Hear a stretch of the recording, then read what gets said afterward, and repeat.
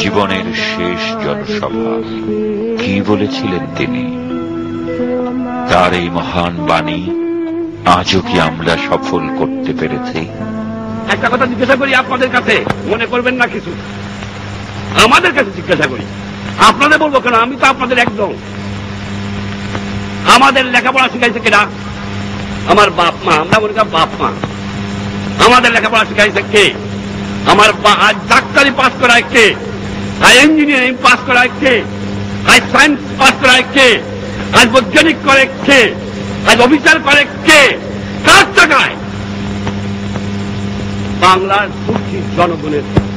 আপনাদের কাছে আমার জিজ্ঞাসা, শিক্ষিত ভাইরা, আপনার লেখাপড়ার খরচ দিয়েছে শুধু আপনার সংসার দেখার জন্য নয়, আপনার ছেলে মেয়ে দেখার জন্য নয়, দিয়েছে তাদের আপনি কাজ করবেন, সেবা করবেন। তাদের আপনি কি দিয়েছেন, কি ফেরত দিচ্ছেন, কতটুকু দিচ্ছেন?